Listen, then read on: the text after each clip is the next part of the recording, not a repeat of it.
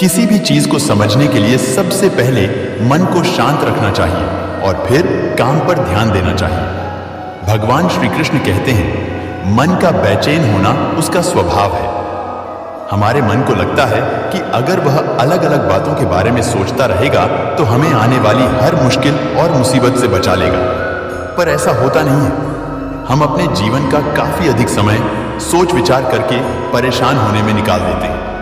भगवान श्री कृष्ण कहते हैं कि मन का यह स्वभाव बदलना मुश्किल जरूर है, असंभव नहीं। अच्छा, अब आप एक बात बताइए, क्या आप कौए को कह सकते हैं कि वो कांव कांव की आवाज ना करे? या फिर क्या आप किसी मेंढक को कह सकते हैं कि वह पानी देखते ही ऊंची छलांग ना मारे? हमारे मन का भी कुछ ऐसा ही है। जीवन में कुछ भी होता है, अच्छा या बुरा, हमारा मन उस पर कांव कांव काम करने लगता है। कांव कांव से मेरा मतलब है चिंता करना, व्याकुल होना। कोई बुरी बात होती भी नहीं है और मन परेशानी की ऊंची ऊंची लपटें लेने लगता है। कभी कभी तो मुझे ऐसा लगता है कि हम में से कई लोग सिर्फ परेशान होने के लिए जीते हैं। सारी परेशानी, पीड़ा, दुविधा अक्सर हमारी मन की बनाई हुई कहानियां होती हैं। भगवान श्री कृष्ण हमें हमारे मन को शांत और स्थिर करने के लिए दो उपाय देते हैं। पहला, ध्यान लगाना या मेडिटेट करना। दूसरा, वैराग्य भाव सीखना।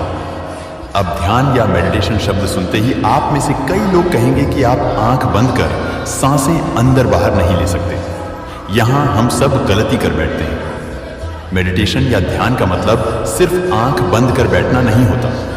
मेडिटेशन का मतलब होता है अपना पूरा ध्यान किसी चीज पर लगाना और उसे हटने नहीं देना। अगर आप रोटी बना रहे हैं तो सिर्फ उस बात पर ध्यान दीजिए। अगर आप पिक्चर देख रहे हैं तो अपना पूरा ध्यान पिक्चर पर लगाएं।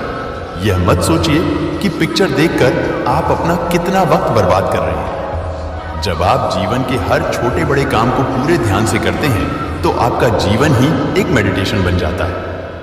ऐसे जीवन में शांति, स्थिरता, साहस और सफलता का होना अनिवार्य है। वैराग्य भाव दूसरा उपाय।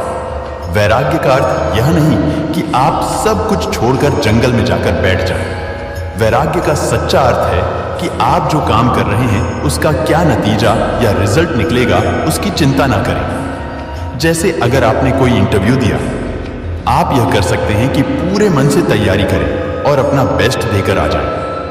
वह नौकरी मिलना या ना मिलना आपके हाथ में नहीं है। इस नतीजे के पीछे अलग अलग चीजें हैं जो आपके बिल्कुल कंट्रोल में नहीं। तो जिस चीज के बारे में आप कुछ कर नहीं सकते उसके बारे में चिंता भी ना करें। यही वैराग्य का सच्चा मतलब होता है। और यही है भगवान श्री कृष्ण का दूसरा उपाय, मन को चिंता की लपटों से बचाने का। याद रखिए, आप पूरे के पूरे इंसान हैं, समझदारी, संयम और कुशलता से भरे इंसान।